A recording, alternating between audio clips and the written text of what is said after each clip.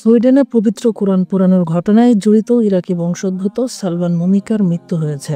গত বুধবার রাতে স্টকহোমের কাছে সোডারতালজে শহরে গুলিবিদ্ধ হয়ে মারা যান তিনি। পুলিশ সেই ঘটনা তদন্ত করছে এবং নিশ্চিত করেছে যে মৃত ব্যক্তি সেই বিতর্কিত ব্যক্তি যিনি মুসলিম উম্মাহর হৃদয়ে আঘাত করেছিলেন। মাত্র কয়েক মাস আগের কথা, ঈদুল আজহার দিন যখন বিশ্ব মুসলিম উম্মাহ আনন্দ উৎসবে মেতেছিল, তখন স্টকহোমের প্রধান মসজিদের সামনে প্রকাশ্যে কোরআন শরীফ পোড়ানোর ঘোষণা দেয় সালমান মুমিকা। এই ঘোষণার পর গোটা মুসলিম বিশ্ব বিক্ষোভে উত্তাল হয়ে ওঠে। কিন্তু মত প্রকাশের স্বাধীনতার দোহাই দিয়ে পবিত্র কোরআনের কপি পড়িয়ে সারা বিশ্বব্যাপী লাইভে প্রচার করে। এই ঘটনায় গোটা মুসলিম বিশ্ব জুড়ে নিন্দার ঝড় ওঠে।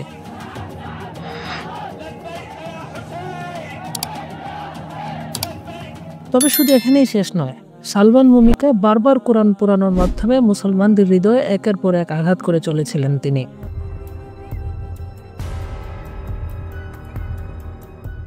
ইসলাম বিদ্বেষের চূড়ান্ত পর্যায়ে গিয়ে দাবি করেছিলেন কোরআন পশ্চিমা মূল্যবোধের সঙ্গে সাংঘর্ষিক। কিন্তু অবশেষে সেই মুমিকায় গুলিবিদ্ধ হয়ে নিহত হলেন। সুইডিশ পুলিশের ভাষ্য অনুযায়ী অজ্ঞাত বন্দুকধারীর গুলিতে তিনি মারা যান।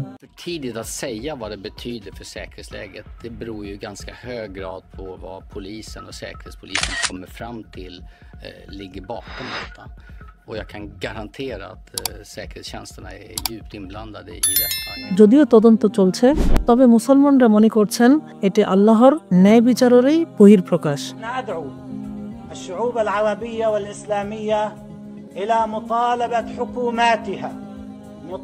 حكوماتها بأن تسحب سفراءها من السويد وأن تطرد سفراء। আল্লাহ তাআলা বলেন, তোমরা কখনোই ধারণা করো না যে আল্লাহ জালিমদের কাজের ব্যাপারে বেখবর। এদিকে কোরআন পোড়ানোর ঘটনায় সুইডিশ আদালতে সালমান মুমিকার বিরুদ্ধে জাতিগত বিদ্বেষ ছড়ানোর অভিযোগ আনা হয়েছিল। বৃহস্পতিবার তার রায় ঘোষণার কথা ছিল, কিন্তু তার আগেই তিনি নিহত হলেন। স্টকহোম আদালতের বিচারক গেরান্ড লুন্ডাহল নিশ্চিত করেছেন যে মৃত ব্যক্তিটি সালমান মুমিকাই। তবে হত্যাকাণ্ডের পিছনে কারা জড়িত সেটা এখনো স্পষ্ট নয়। প্রিয় দর্শক, কোরআন পোড়ানোর মাধ্যমে যে ব্যক্তি নিজেকে শক্তিশালী ভাবছিল, সেই আজ মৃত। এই দুনিয়া ক্ষণস্থায়ী, আর আল্লাহ তাআলার বিচার অবধারিত। আশা করি ভিডিওটি ভালো লেগেছে। এমন আরো নতুন নতুন তথ্য পেতে আমাদের চ্যানেলটি সাবস্ক্রাইব করে রাখুন। দেখা হবে নতুন কোনো ভিডিওতে। সে পর্যন্ত ভালো থাকুন, সুস্থ থাকুন।